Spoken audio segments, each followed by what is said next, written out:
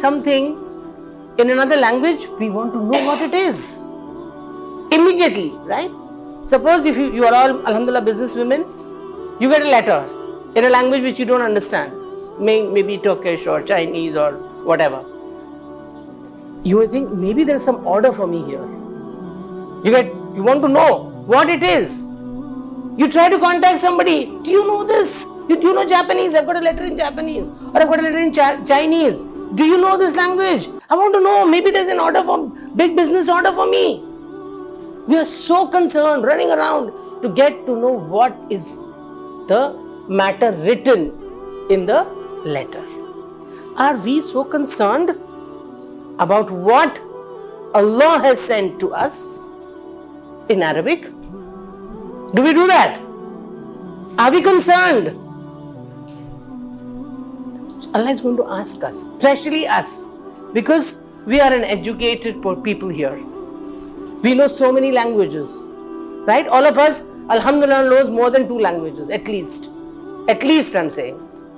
Okay, some of you may be knowing 3, 4, 5 languages.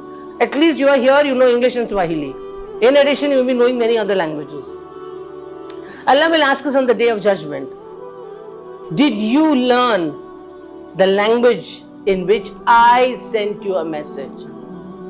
What are we going to reply to Allah? This was exactly what I felt at the age of 32 years when I became a Muslim by choice. I was born into a Muslim family, but I had no idea about Islam. I had no idea about hijab. My parents taught me to read the Qur'an. That's it. You read it once, you call somebody to teach you to read the Qur'an. I read the Qur'an. That's it. My parents also felt that we have done our duty of being a Muslim. That's it. I had no understanding of the Qur'an. I had no understanding of what I was reciting in my salah. I had no idea what Alhamdulillahi Rabbil Alameen means. I had no idea whatsoever. I knew nothing. And one day, Allah subhanahu wa ta'ala chose to guide me. And I just felt from within. At that time, I was working in a multinational company, because I'm a medical doctor. I was working in a French pharmaceutical company and I was traveling around the world. Allah put me in the best 5-star hotels of the world. Allah made me stay in a hotel just opposite the pyramid, just opposite, in Egypt. Alhamdulillah. But something was missing. I was not happy with anything what was happening. I did not know that it is haram to sit with people who drink. As long as I don't drink, it's fine. But I am working for a French company. They don't eat food without wine. Wine is always there on the table.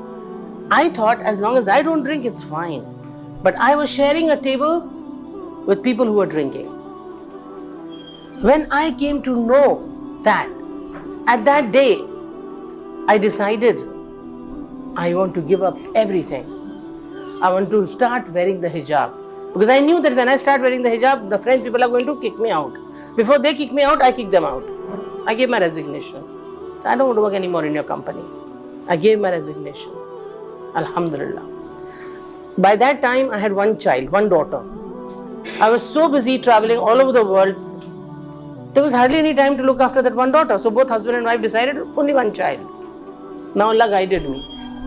I wanted to have another baby, another child, male or female, whatever Allah wills, and bring her up Islamically right from the beginning.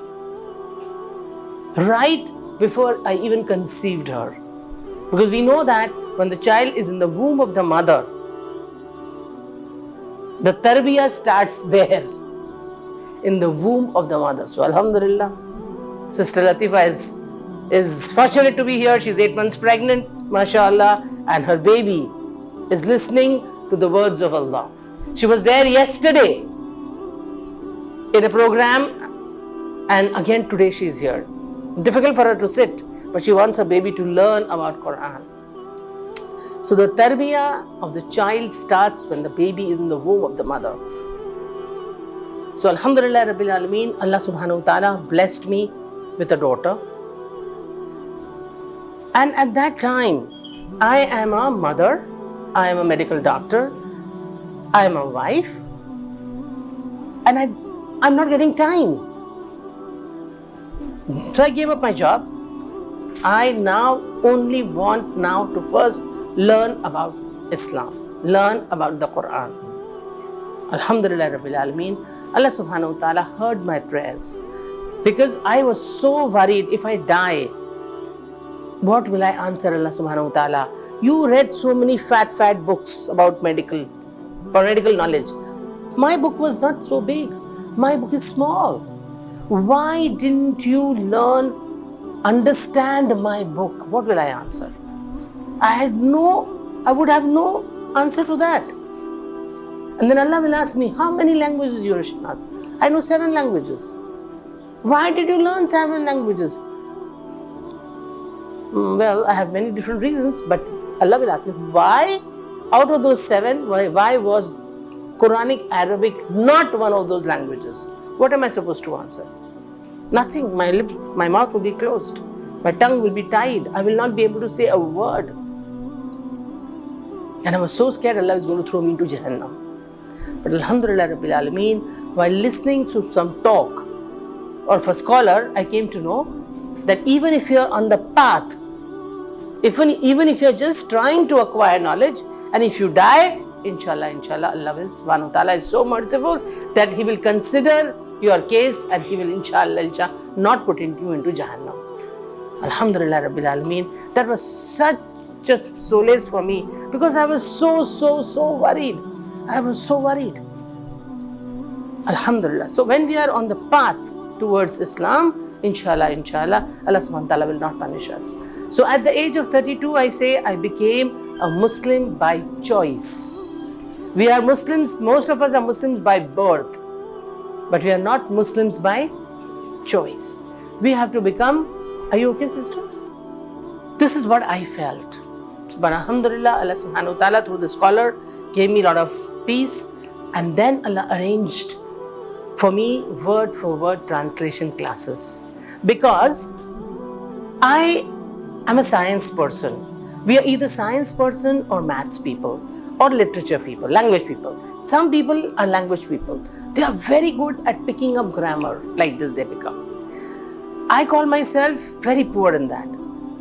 And the proof was that I was working as an editor. I was editing the English of doctors from all over the world, including America and UK and everything. But if you ask me about give the definition of simple continuous present participle, I don't know. The grammar, they make it so difficult, right? We all speak English, mashallah. But if somebody tells us to teach students of 7th form or 1st form, 2nd form, whatever you call it here, will we, at least I cannot teach the grammar, right? There are so many terminologies. So how am I supposed to learn? Because I know of people who've been learning, wanting to learn, to understand the Qur'an, and they're learning the language for 10 years and they're still there only. They've not been able to proceed further. They've not been able to understand the Qur'an. So Allah subhanahu wa ta'ala made arrangements for me. And at that time, the teachers did not know English. So they were doing word for word translation in Urdu. I do not know Urdu. I can't read Urdu. We talk Hindi and Urdu are mixed, so it's okay. But the written Urdu, I can't read. Okay? There was one word for word translation already available in Urdu. So I was told that you now make your own group of professionals to learn word for word translation in Urdu. So I had about 8 friends. We got together. Out of the 8, 4 friends knew both English and Urdu. And the teachers, they only knew Urdu. They didn't know English. So we struggled, and 3 of other friends who only knew English, they didn't know Urdu, they dropped out of the course. So Allah subhanahu wa ta'ala put in my mind that like how you have this Urdu translation word for word, if we had an English translation, it will benefit the entire world, where so many people speak English. I approached my teacher and I said, I want to do this. And at that time, I could not even read the Quran properly. Forget about tajweed and makhraj, that's very high level. I couldn't even read the Quran without making mistakes. This was my level. Why am I sharing this? Is because it's never too late. It is never too late. And I am not born a scholar. I am not a scholar. Okay? I am an ordinary individual like all of us are. We are all in our own professions as doctors, as lawyers, as businesswomen, etc., etc., as a CPA or whatever. Okay? So we are all in our different fields. Alhamdulillah. But we all have the love for the Quran to understand the language in which Allah has sent each one of us a message. Okay, now coming back to the instruction manual. The instruction manual we should all read. If you allow me to call the human beings a machine, then what is the instruction manual?